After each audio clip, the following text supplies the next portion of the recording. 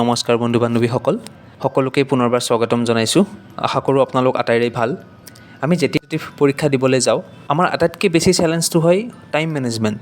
আমি হিষ্ট্ৰী বা জিকেৰ প্ৰশ্নবোৰ মনত ৰাখি যাওঁতো বেছি সময় নালাগে, কিন্তু মেথছ বা ৰিজনিং এনেকুৱাবিলাকৰ কি হয় বহুতখিনি সময় আমাক প্ৰয়োজন হয়।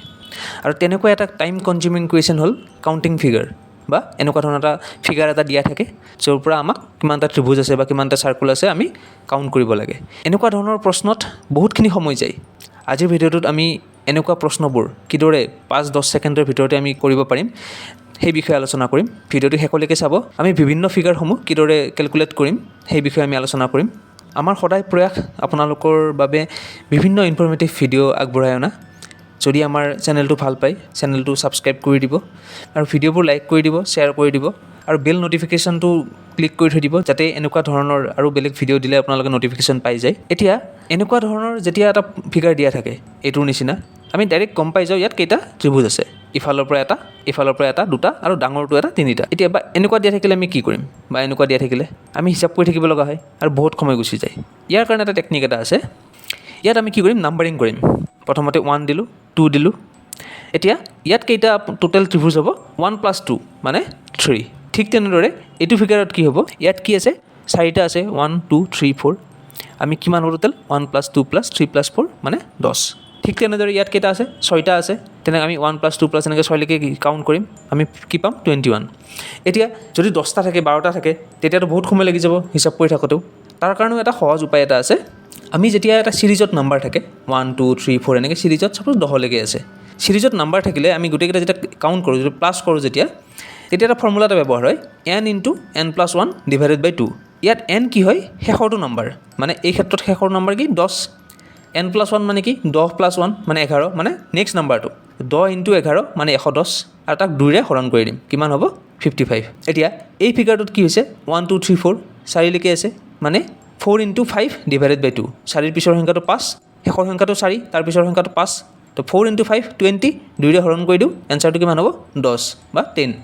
ঠিক তেনেদৰে ইয়াত 6টা আছে, তো 6ৰ পিছৰ সংখ্যা 7, 7 × 6 = 42, 2ৰে হৰণ কৰি দিলোঁ, কিমান পাম 21 বা 21। মনত থাকিব এনেকুৱা ধৰণৰ ফিগাৰত আমি কি কৰিম এই ফৰ্মুলাটো ব্যৱহাৰ কৰিম। শেষৰ নাম্বাৰটো তাৰ পিছৰ নাম্বাৰটোৰ লগত মাল্টিপ্লাই কৰি 2ৰে ডিভাইড কৰিম বা গোটেইকেইটা নাম্বাৰ আমি প্লাছ কৰিম, যিটো আপোনালোকে সহজ পায় সেইটোৱে কৰিব। এতিয়া যদি এনেকুৱা ধৰণে দিয়া থাকে, আমি প্ৰথমটোত পালোঁ যে এটাই মাত্ৰ বেছ আছিল, এটা বেছৰ ওপৰত ভিত্তি কৰি এনেকৈ বেলেগ বেলেগ ত্ৰিভুজ আছিল। এই ক্ষেত্ৰত কি হৈছে তলত এই ডাঙৰটো আছে, তাৰপিছত ওপৰত সৰু আৰু এটা বেছ আছে, আৰু এটা বেছ আছে, আৰু এইটো এটা বেছ আছে, মানে টোটেল 4টা বেছৰ ওপৰত ট্ৰায়েংগলবোৰ বনাই থোৱা আছে। এনেকুৱা ক্ষেত্ৰত আমি কি কৰিম, প্ৰথমতে আমি ওপৰতো কাউণ্ট কৰিলোঁ, ওপৰত কেইটা আছে 1 2 3। এই 3টা থাকিলে আমি কিমান হ'ব, বাকীখিনি নাই বুলি ধৰি লওক, অকল এইটো আছে বুলি ধৰি লওক 1 2 3, মানে 1 + 2 + 3। ইয়াৰ পৰা কেইটা ট্ৰায়েংগল বনিব 6টা বনিব। নেক্সট আমি তলৰটো এইটো চাইছোঁ, ইয়াতকৈ অলপ ডাঙৰটো, ইয়াৰ কেইটা আছে 1 2, 1 + 2 মানে 3। তাৰপিছত এইফালৰটো চাইছোঁ, ইয়াতো কি আছে 1 2 3, 3টা আছে, মানে কিমান হ'ব 1 + 2 + 3 মানে 6। তাৰপিছত একেবাৰে শেষত ডাঙৰটো চাইছোঁ, ইয়াত কেইটা আছে 1 2 3 4 5 6, গোটেইকেইটা আমি কৰিলে কিমান পাম প্লাছ কৰিলে 21। এতিয়া এনেকুৱা ধৰণৰ যেতিয়া এটা ডায়েগ্ৰাম দিয়া থাকিব তেতিয়া আমি কি কৰিম, প্ৰতিটো বেছৰ ওপৰত কেইটা ট্ৰায়েংগল আছে বনাই থোৱা, প্ৰথমতে আমি সেইটো কাউণ্ট কৰিম। ইয়াত 3টা আছে, ইয়াত 2টা আছে, এইডালৰ ওপৰত 6টা আছে, এইডালৰ ওপৰত 3টা আছে। তাৰপিছত ইণ্ডিভিজুৱেলি কিমান কিমান হ'ব আমি উলিয়াই ল'ম, তাৰপিছত গোটেইকেইটা প্লাছ কৰিম, মানে 6 + 3 + 21 + 6 মানে 36। এই ফিগাৰটোৰ পৰা টোটেল কেইটা ট্ৰায়েংগল ওলাব 36টা। বুজি পাইছে? এতিয়া তাতকৈ অকণমান বেলেগ এটা চাইছোঁ আমি আকৌ। এতিয়া যেতিয়া এনেকৈ দিয়া থাকিব, ইয়াত টোটেল কেইটা বেছ আছে, একদম ডাঙৰটো এইটো এডাল বেছ, ছেকেণ্ড বেছ, থাৰ্ড বেছ, ফ'ৰ্থ বেছ, 4টা বেছ আছে। এতিয়া প্ৰথম আমি চাম ওপৰৰ এইটোৰ কাৰণে কেইটা আছে 1 2 3, মানে 1 + 2 + 3 6। তাৰ পিছৰটোৰ কাৰণে চালোঁ 1 + 2 + 3 6, তাৰ পিছৰটোৰ কাৰণে চালোঁ 1 + 2 + 3 6, আৰু শেষত ডাঙৰটো 1 + 2 + 3 6। এতিয়া টোটেল কেইটা হ'ল 6 + 6 + 6 + 6 মানে 24। এই ফিগাৰটোৰ পৰা 24টা ট্ৰায়েংগল ওলাব। এনেকুৱা ধৰণৰ প্ৰশ্ন আগত আহিছে, এই প্ৰশ্নটোৱে আহিছে। এতিয়া যদি অকল হৰাইজণ্টেল লাইনকেইডাল টানি থোৱা থাকে, যেনেকৈ এডাল 2ডাল 3ডাল 4ডাল লাইন আছে ইয়াত, এইবিলাক ক্ষেত্ৰত কি হয় যেইডাল লাইন আছে, যেইডাল হৰাইজণ্টেল লাইন আছে সিমানটা ট্ৰায়েংগল আছে, মানে ইয়াত 4ডাল লাইন আছে হৰাইজণ্টেল লাইন, তো ইয়াত কেইটা ট্ৰায়েংগল ওলাব 4টা।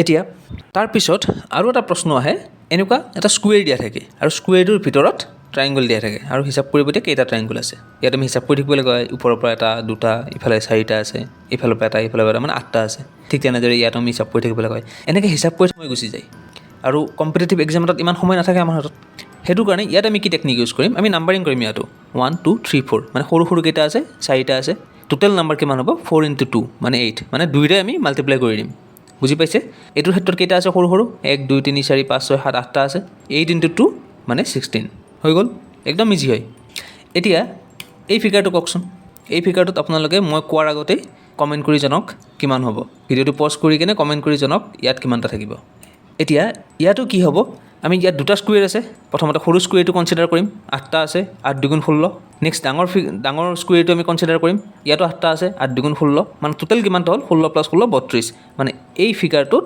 টোটেল 32টা ট্ৰাইংগল আছে এতিয়া তাৰপিছত কেতিয়াবা কিছুমান প্ৰশ্ন আহে এটা ত্ৰিভুজৰ ভিতৰত বেলেগ এটা ত্ৰিভুজ বা এটা ট্ৰাইংগলৰ ভিতৰত বেলেগ এটা ট্ৰাইংগল দি থৈ দিয়ে এই ক্ষেত্ৰত কি হয় এই ক্ষেত্ৰত হয় এটা আমি হিচাপ কৰি চাওঁ ইয়াত প্ৰথমতে হিচাপ কৰি গৈছোঁ এই ওপৰৰ এইটো এটা এই দুটা এই তিনিটা এই চাৰিটা মানে 4টা আছে আৰু ডাঙৰকৈ বাহিৰতটো আছে 5টা মানে এনেকুৱা যদি এটা ট্ৰাইংগল দিয়া থাকে আৰু তাৰ ভিতৰত যদি এটা সৰুকৈ ট্ৰাইংগল ভৰাই থৈ দিয়ে তেতিয়া এনেকুৱা শ্বেপবিলাকত আৰু তেতিয়া কি হয় টোটেল ট্ৰাইংগল কিমান হ'ব ভিতৰটোৰ কাৰণে 4টা আৰু বাহিৰটো এটা 5টা মানে 4 + 1 5 ঠিক তেনেদৰে ইয়াত কেইটা ট্ৰাইংগল আছে ইয়াত ভিতৰত এটা আছে আৰু এটা আছে তাৰপৰা ডাঙৰটো তো এইটোৰ কাৰণে একদম ভিতৰটোৰ কাৰণে কেইটা হ'ব 4টা তাৰপিছৰটোৰ কাৰণে 4টা তাৰপিছৰটোৰ কাৰণে এটা মানে 4 + 4 + 1 ইয়াত কি হৈছিলে এটাই আছিলে কাৰণে 4 + 1 ইয়াত দুটা আছে কাৰণে 4 + 4 + 1 ঠিক তেনেদৰে তিনিটা থাকিলে কি হ'ব 4 + 4 + 4 + 1 মানে 13 এতিয়া অকণমান আমি অলপ এডভান্স কৰি দিলোঁ এইটোৰ লগত আমি ওপৰত ইয়াত কানেক্ট কৰি দিলোঁ তেতিয়া কি হ'ব এনেকুৱা প্ৰশ্নত কি কৰিব লাগিব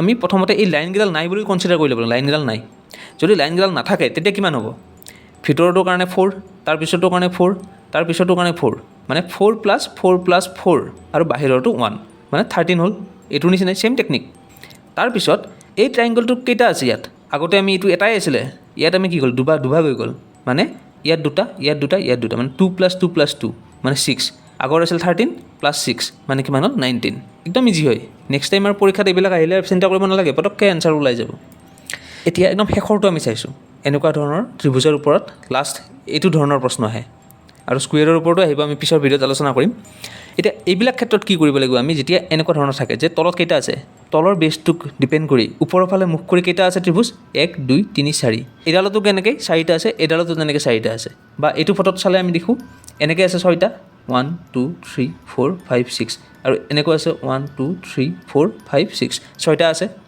এতিয়া এইবোৰত কি হয় এইফালে যিমানটা আছে এইফালেও সিমানটা আছে এইফালেও সিমানটা আছে তেনেকুৱাবিলাকত এটা মনত ৰাখিব লাগিব বস্তু এটা এতিয়া এনেকুৱাবোৰত কি হ'ব এটা থাকিলেতো এটাই 2 হ'লে কি হ'ব নাম্বাৰ অফ এইটো নাম্বাৰ মানে টোটেল n মানে টোটেল নাম্বাৰ 2 হ'লে 5 3 হ'লে 13 4 হ'লে 27 5 হ'লে 48 6 78 7 118 আৰু 8 হ'লে 170 এতিয়া এইটোত কেইটা আছে 4টা আছে তো নাম্বাৰ অফ ট্ৰাইংগল কিমান হ'ব 27টা ঠিক তেনেদৰে এইটোত কেইটা আছে 1 2 3 4 5 6 6টা আছে তো নাম্বাৰ অফ ট্ৰাইংগল কিমান হ'ব 78 নৰ্মেলি ইমানটো মানলৈকে আহে 6টা মানলৈকে আহে তাতকৈ বেছি নাহে তথাপিও মনত ৰাখি থৈ দিব যাতে পৰীক্ষাত আহিলে ভুল নহয় আজিলৈকে ইমানখিনি আছিলে আশা কৰোঁ ভিডিঅ'টো ভাল পাইছে যদি ভিডিঅ'টো আপোনালোকক সহায় কৰে বুলি ভাবে তো চেনেলটো ছাবস্ক্ৰাইব কৰি দিব লাইক কৰিব আৰু ভিডিঅ'টো শ্বেয়াৰ কৰি দিব আৰু পুনৰ লগ পাম এক নতুন বিষয়ৰ ইনফৰ্মেটিভ ভিডিঅ'ৰ সৈতে ধন্যবাদ